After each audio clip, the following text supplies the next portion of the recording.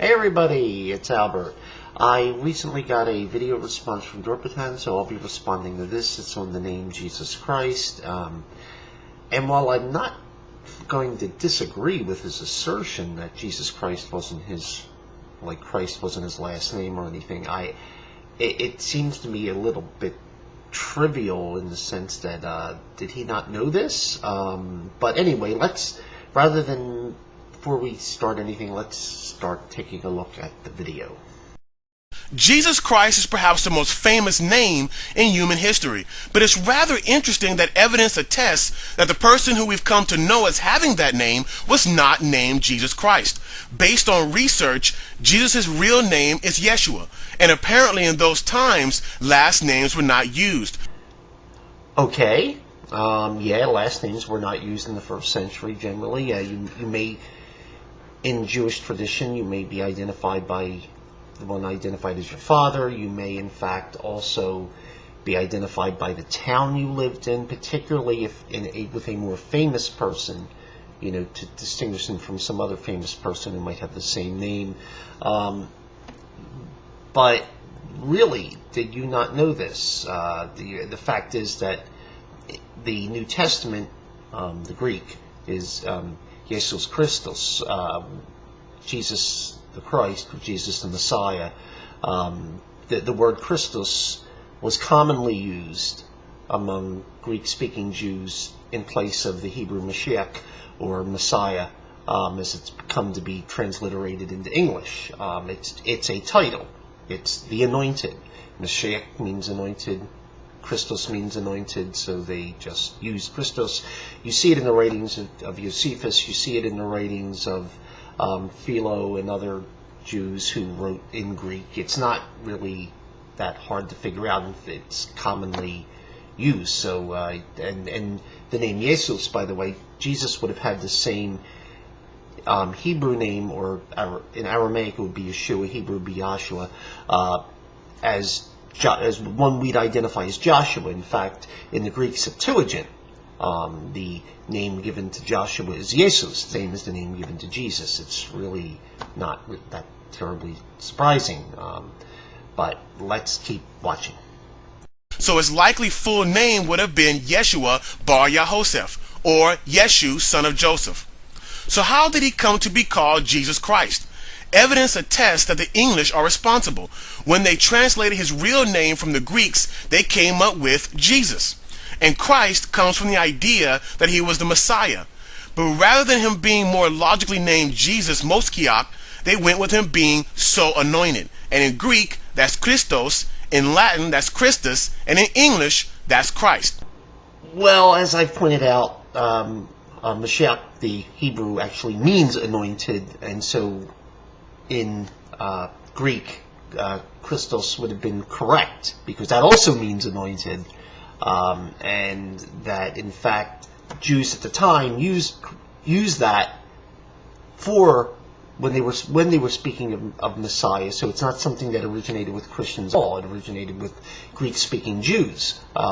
That's the word they used. That was the common word. And when they were discussing the Messiah, it would be the Christos in Greek, because it means the same thing as Mashiach in Hebrew, anointed. It's really not that hard to figure out.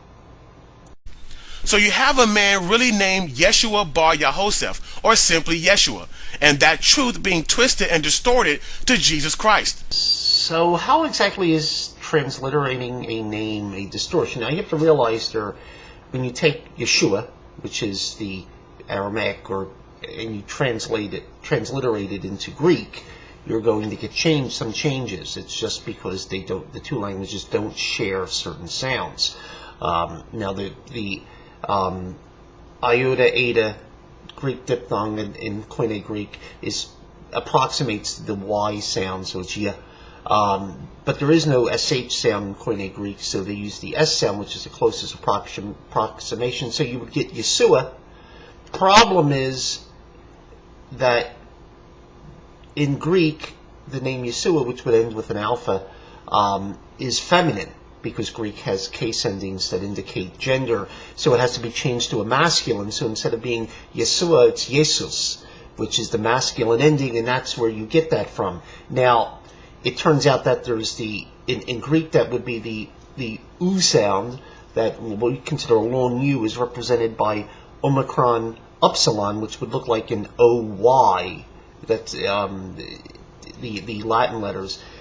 It can be, you can do that with one letter in Latin, which is where the name Jesus comes from, which would be the which would be the U. The difference is that the J sound, the J at the beginning, is actually originally an alternate form of the letter I. There was no originally letter J at all, but it came to, in Latin, came to be used to represent the Y sound. So, for example, Jesus in Latin, Jesus, would be pronounced Jesus, the same as the Greek. What we know as Joshua would be Yahshua. What we know as Jerusalem would be Jerusalem in Latin, which is where the name, that spelling that we are familiar with comes from. In Latin, it's pronounced Jesus, which would be the correct transliteration of the Aramaic Yeshua. So there's nothing at all going on here other than straight transliteration and using the translation of Mashiach that the Jews themselves had used who spoke Greek. So he's sort of coming up with some wild conspiracy here. I'm not sure, but it just really doesn't add up to much. If that is not the actual truth, and that's just his name, then what else from the Bible that people live their lives on and believe so convincingly is also not the truth and has been distorted and changed? So let's get this right. Because someone in the first century transliterated a name, which was a very common thing to do. I mean, Josephus' name is not Josephus, that's obviously Latinized. Because of a transliteration of a name, it's supposed to indicate something? Or is it because the English pronounce the same letters differently? Because the letters Jesus in Latin is pronounced Jesus, same as the Greek. And the Greek, of course, is a legitimate translation of the Hebrew Yeshua, which, in fact, if you look at Joshua, what we would call Joshua in the Old Testament, in the Greek Septuagint, it's spelled the same way, Jesus. In case you're wondering why it ends up being Joshua as opposed to Jesus, in our Old Testament, the English Old Testament, is because they were transliterating from the Hebrew for Joshua, since that's what they used for the Old Testament in the modern English versions, and they're transliterating from the Greek in the New Testament, and so but it would have been pronounced at the time Jesus, not Jesus. That's more a modern English because of the way the sounds developed for the letter J, which wasn't the same at the time. So it's really nothing here, frankly. Christos, as I pointed out, in Christos in Latin, is merely the translation of the word Mashiach into Greek. It means, both mean anointed, and Christos was used by Greek-speaking Jews at that time to indicate the Messiah. So this is just a carryover of normal practice. Now, the only other thing is because it sounds different now, because it sounds like Jesus, but that's just the development of modern English. It really has nothing to do with how it was translated originally, and of course, so what we have are merely legitimate transliterations and translations combined with anachronisms. So I'm not sure what the point of this is, but it's starting to sound more and more like a straw man. So there you have it. Thank you very much for your time.